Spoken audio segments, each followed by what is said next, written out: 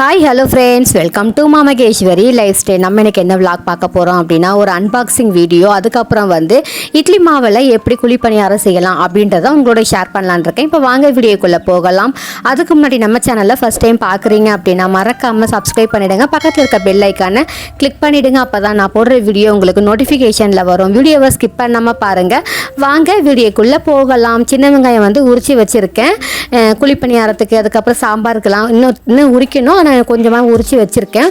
இங்கே சாப்பாடு அடுப்பில் வச்சுட்டு அதுக்கப்புறம் நான் பாவக்காய் பொரியல் ஒரு அடுப்பில் வெந்துட்டுருக்கு, இன்னொரு அடுப்பில் சாம்பார் கொதிக்க வச்சிட்ருக்கேன்.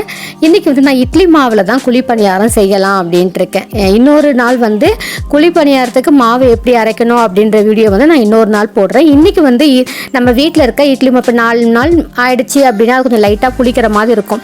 அதில் தோசை ஊற்றும் போது கொஞ்சம் இதாக இருக்கும் இல்லையா? ஸோ அதுக்கு டிஃப்ரெண்ட்டாக நம்ம இன்றைக்கி பணியாரம் செஞ்சோம் அப்படின்னா கொஞ்சம் டிஃப்ரெண்ட்டாகவும் இருந்த மாதிரி இருக்கும். நமக்கும் அந்த பிரேக்ஃபாஸ்ட்டோ இல்லை டின்னரோ சாப்பிட்டோமா நல்லாயிருக்கும்.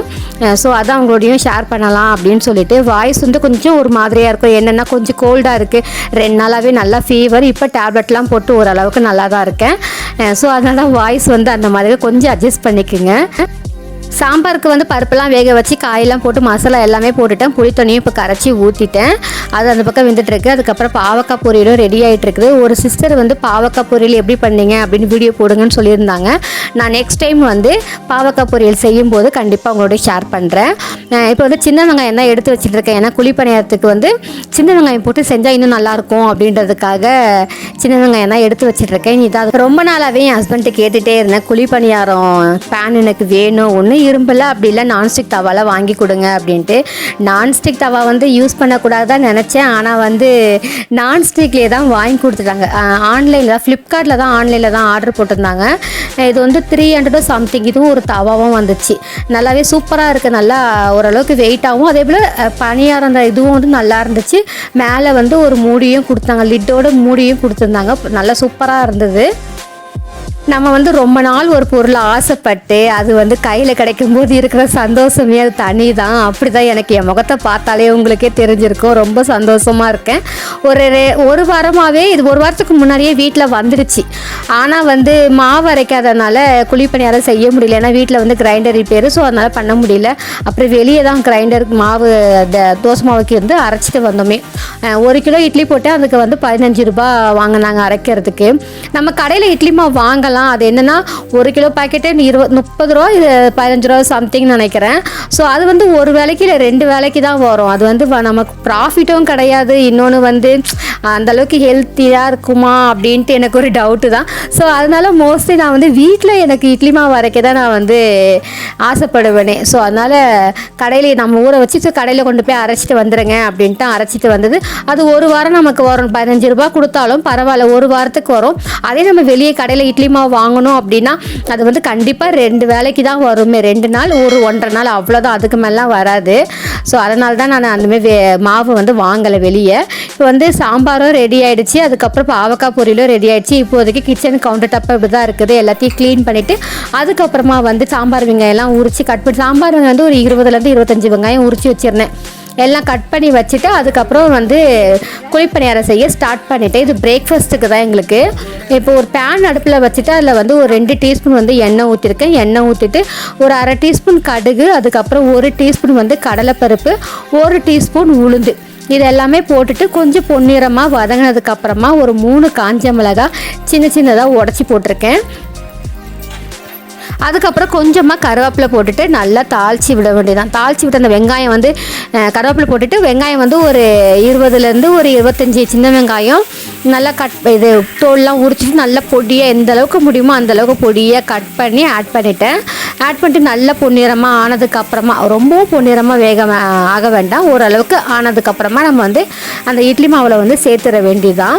உண்மையாக சொல்கிறேன், நான் குழி பணியாரம் இனிப்பு சாப்பிட்ருக்கேன். ஆனால் கார பணியாரம் இது வரைக்கும் நான் சாப்பிட்டதே இல்லை. என் ஹஸ்பண்ட் சாப்பிட்ருக்கேன்னு சொல்லியிருக்காங்க. கடையில் வாங்கினாங்கன்னா 4 பீஸு 20 ரூபா அப்படின்னு சொன்னாங்க. அன்றைக்கி நான் செஞ்சுட்டு இருக்கும்போது தான் சொன்னாங்களே. ஸோ அது வந்து டேஸ்ட் எப்படி இருக்கும் எனக்கு தெரியல, நான் சாப்பிட்டது கிடையாது. இது வந்து நல்லா சூப்பராகவே இருந்துச்சு. நான் இனிப்பு சாப்பிட்ருக்கேன், காரம் இது வரைக்கும் நான் சாப்பிட்டதே இல்லை. அந்த புளிப்புக்கும் அப்புறம் நம்ம வந்து வெங்காயம்லாம் நிறையா போட்டதுனால அது வந்து நல்லா டேஸ்ட் வந்து சூப்பராக கிறிஸ்பியாகவும் நல்லா சூப்பராக இருந்துச்சு. இனிமேல் நம்ம வீட்டில் இட்லி மாவு அரைக்கிறோம் அப்படின்னா ஒரு 2 நாளைக்கு இட்லி 2 நாளைக்கு தோசை, அதுக்கப்புறம் குழிப்பணியாரம் செய்யணும் அப்படின்ட்டு நாங்கள் நினச்சிருக்கோமே. இது கூட கடைசி பேட்ச் மாவு தான், இவ்வளோதான் மாவு இருக்குது, இந்த மாவில் தான் குழிப்பணியாரம் செய்யலாம் அப்படின்ட்டு எடுத்தேனே. அதுக்கப்புறம் கொஞ்சமாக அதுக்கு சட்னி வச்சா நல்லாயிருக்கும்னு என் ஹஸ்பண்ட் சொன்னாங்க. சாம்பார் வச்சுருக்கேன், இருந்தாலும் சட்னி இருந்தால் இன்னும் நல்லாயிருக்கும் உமா அப்படின்னாங்க. அதனால் கொஞ்சமாக தேங்காய் சட்னி அரைச்சி வச்சுருக்கேன்.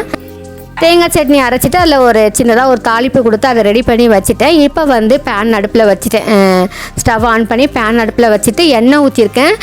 எண்ணெய் வேண்டாம் அப்படின்னு நினைக்கிறீங்கன்னா நெய் கூட நம்ம ஆட் பண்ணிக்கலாம், நம்ம இஷ்டம் தான், எது வேணால் ஆட் பண்ணிக்கலாம். நான் வந்து எண்ணெய் தான் முடிஞ்ச அளவுக்கு அந்த குழியில் கொஞ்சமாக ஓரளவுக்கு இருக்கிற அளவுக்கு நல்லா எண்ணெய் ஊற்றிட்டு நல்லா ஸ்ப்ரெட் பண்ணி விட்டுக்கிறேன் அந்த ப்ரெஷ்ஷை வச்சு. அதுக்கப்புறம் வந்து நம்ம மாவை வந்து ஒவ்வொரு குழியிலையும் கரெக்டாக அது உள்ளே வர்ற மாதிரி ஊற்ற வேண்டியதான்.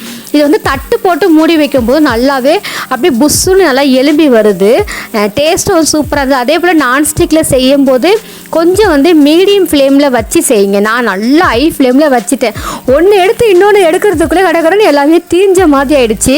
ஸோ அதனால் ஏன்னா எனக்கு தான் நானும் இதான் ஃபஸ்ட் டைம் செய்கிறேன் குழிப்பணியார கல்லில்.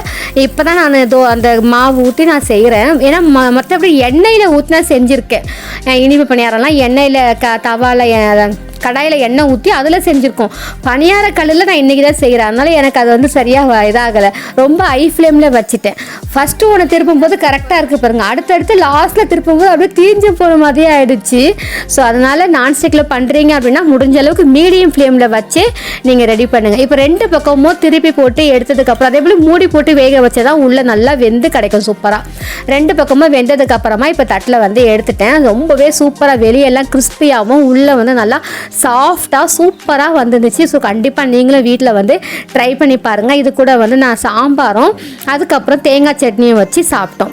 சாப்பிட்டு பிரேக்ஃபாஸ்ட்லாம் முடிச்சதுக்கப்புறமா பாத்திரத்தை எல்லாத்தையுமே விளக்கிட்டு நம்ம லஞ்சு பிரேக்ஃபாஸ்ட்டு ஒன்றா செஞ்சாலே பாத்திரம் வந்து எப்படி தான் வரும் தெரியாது, அவ்வளோ பாத்திரம் வந்துடும். ஸோ எல்லா பாத்திரத்தையும் விளக்கிட்டு கவுண்டர் டாப் எல்லாமே க்ளீன் பண்ணி வச்சுட்டேன். ஓகே ஃப்ரெண்ட்ஸ், இதோட வீடியோ வென் பண்ணிக்கிறேன். கண்டிப்பாக வீடியோ பிடிச்சிருக்கேன் நினைக்கிறேன். பிடிச்சிருந்தா லைக் பண்ணுங்கள், ஷேர் பண்ணுங்கள். Thank you friends, bye bye.